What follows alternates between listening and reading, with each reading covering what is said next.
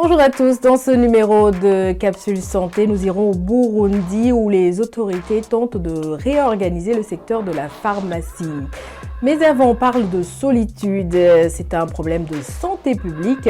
Et pour Capsule Santé, Anna Karthaus du département sciences de la Deutsche Welle a interrogé le docteur Sonia Kanekatwa Agbolo Nwamesi. Elle est psychiatre à Lomé au Togo. Bonne écoute.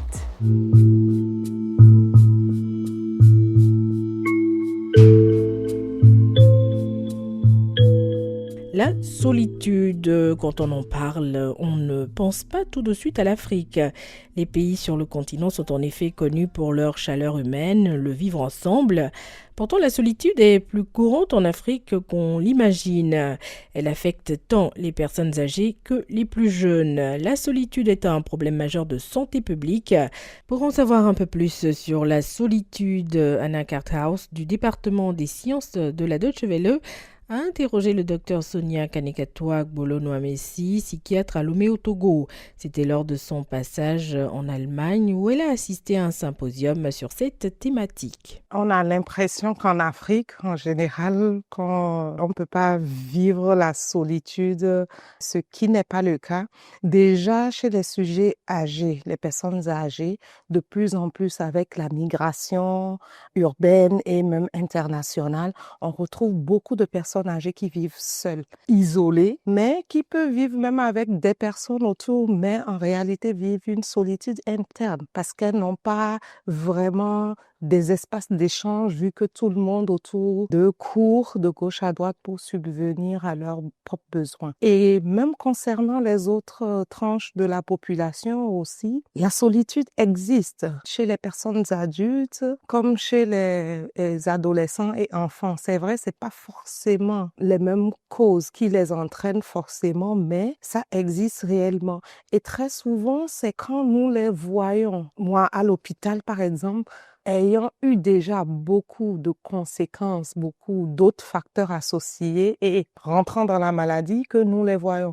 Mais quand on creuse, on se rend compte que en fait, il y avait eu une grande solitude difficilement vécue qui a aussi contribué à ce que la maladie survienne. Tu vois des gens dans la psychiatrie, qu'est-ce qu'ils te parlent? En termes de solitude, en psychiatrie en général, ce sont les adolescents et les personnes âgées beaucoup plus qui parlent de la solitude en termes d'une émotion, de ressenti qu'ils ont et qui fait qu'ils se sentent vraiment isolés des autres dans un groupe. Ils ne se sentent pas connectés avec les autres, peut-être par leurs différences ou par le fait qu'ils ne se retrouvent pas dans ce groupe-là, ils ne retrouvent pas des liens d'attachement par rapport aux autres personnes dans le groupe. Ça peut être du fait que il y a eu séparation côté familial, côté conjugal, qui fait que après l'on n'arrive pas à se connecter avec les autres. Parlons de la structure familiale qui a changé, de l'urbanisation.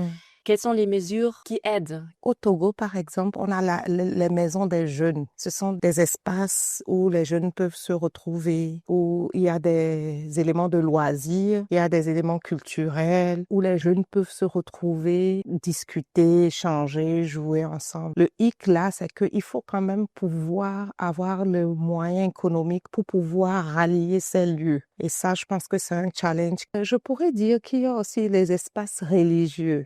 Socialement, on peut dire que c'est quand même aussi un espace vraiment de lien pour reconnecter les gens, pour reconnecter les familles, des associations qui se mettent en place aussi. On a aussi, au niveau de la santé, par exemple, on a des sorties récréatives thérapeutiques avec des groupes. On a quand même des brides d'études qui montrent que la solitude existe et c'est un facteur associé aux troubles de santé mentale quand même. De par l'expérience que j'ai, on comprend beaucoup plus la solitude liée à l'isolement social, mais un peu moins une solitude malgré que les gens sont présents. Ça, c'est quand même encore l'élément à faire comprendre aux gens qu'on peut être entouré, on peut être avec 10 000 personnes, mais au fond de soi, on va se sentir seul. Toi, tu es une de 7 psychiatres au Togo. Si on parle de la disponibilité de gens qui peuvent aider à la santé mentale, il n'y a pas pas une grande disponibilité. Nous sommes 7 maintenant, répartis sur l'étendue du territoire et nous avons quand même la chance et aussi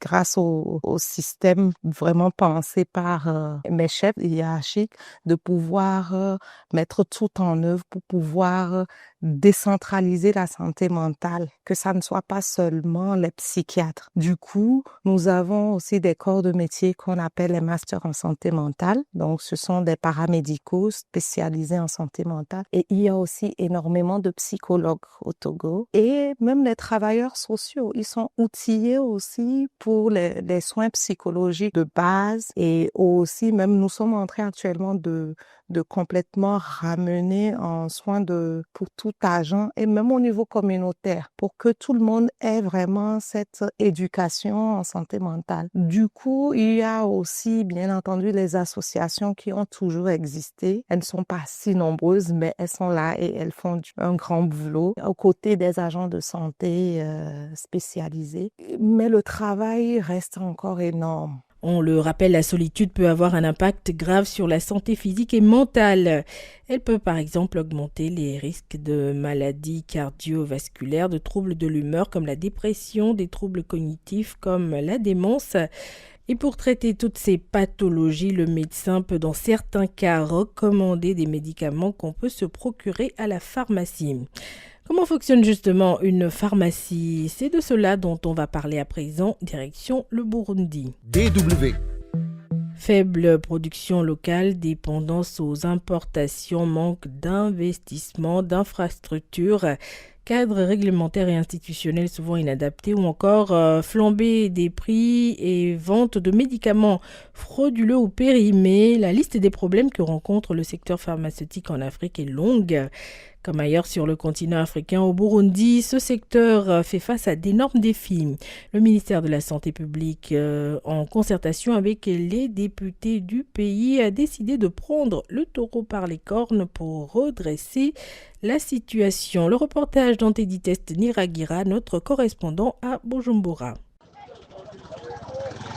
Selon la loi burundaise, la pharmacie doit être tenue par un pharmacien ou son assistant parce que dans la pharmacie, on y dispense des médicaments et on doit respecter des normes bien précises pour que la santé de la population ne soit pas mise en danger. Serge Alindogue est pharmacien, mais aussi président de l'ordre des pharmaciens du Burundi. Il explique les conditions d'ouverture d'une pharmacie, l'approvisionnement en médicaments et tout ce qui tourne autour. Normalement, pour ouvrir une pharmacie, il faut d'abord respecter les exigences, notamment au niveau personnel, au niveau du local, au niveau du matériel qu'on doit utiliser. Il faut réunir d'abord les conditions de travail et puis demander une autorisation au ministère de la Santé publique qui vient inspecter le local, le lieu où on va travailler et puis qui accorde une autorisation pour ouvrir l'officine au public. L'inspection va vérifier que le local remplit les conditions exigées, notamment en ce qui concerne la température, l'aération, l'humidité. Quelles sont les conditions d'approvisionnement? Quand on a l'autorisation d'ouvrir, on commence l'approvisionnement auprès des pharmacies de gros et progressivement, on remplit sa pharmacie. Au niveau de l'approvisionnement, qu'est-ce qu'on vous exige à la pharmacie de gros? La pharmacie de gros ne vous exige rien. On suppose que quand vous allez vous approvisionner, vous avez une autorisation. S'il y a doute, on peut vous exiger une autorisation d'ouverture. Mais généralement, les gens qui vont s'approvisionner dans les pharmacies de gros, ils ont des autorisations d'ouverture. L'autorisation d'ouverture, un point sensible. Il existe en effet des cas d'octroi frauduleux de certaines autorisations d'ouverture de pharmacie hors de tout cadre réglementaire. Une situation qui indigne Lidwine Baradahana, ministre burundaise de la Santé publique.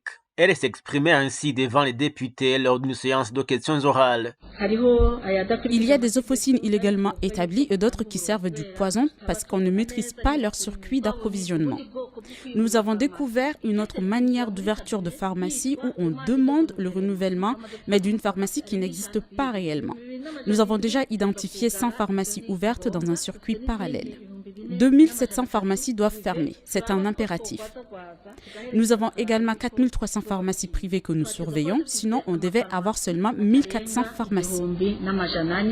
Selon le ministère de la Santé publique, le Burundi devrait avoir 1400 pharmacies, mais le pays compte autour de 7000 pharmacies. Et pour Serge Halindogo, seule la rigueur pourrait permettre de remettre de l'ordre. Dans la loi, on exige qu'une pharmacie soit sous la responsabilité d'un pharmacien. Il y a d'autres agents sous sa responsabilité, comme par exemple des agents de santé, des techniciens de santé, des infirmiers et autres. Des lois claires mais contournées s'alarment les professionnels du secteur. Les irrégularités expliquent les défis de fonctionnement des officines, implantation en désordre, personnel non qualifié, vente de médicaments parfois périmés ou sans prescription médicale. Preuve de relâchement quant au respect de la loi en matière de gestion des pharmacies, selon les analystes. Mais faut-il fermer ou accompagner les officines pointées pour régularité? Quand on interroge les habitants de Bujumbura comme Jean de Dieu, Eric et Martin, les avis divergent.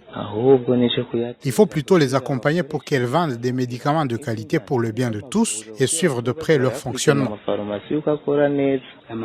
Beaucoup gèrent les pharmacies comme des commerces pour des intérêts propres au détriment de la santé publique. L'application de cette mesure pourrait être bénéfique. Il faudrait plutôt sensibiliser le personnel des pharmacies pour qu'ils travaillent conformément à la loi les régissant. Depuis l'année dernière, des pharmacies et écoles paramédicales privées sont pointées du doigt. La pharmacovigilance et la rigueur de la loi doivent s'imposer pour établir l'ordre dans nos secteurs et protéger la santé de la population. On te dit Testene Aguila à Bujumbura pour la Deutsche Welle. Une féerie ou simplement un reflet, une folie, une vision masquée. Et vous l'aurez compris, nous arrivons à la fin de ce numéro de Capsule Santé. Merci à Anna Carthouse et au docteur Sonia Kanekatouagolo-Messi pour l'interview sur la solitude. Et merci à vous pour l'écoute. Cette émission, comme toutes les autres, est à retrouver sur nos différentes plateformes. Au revoir.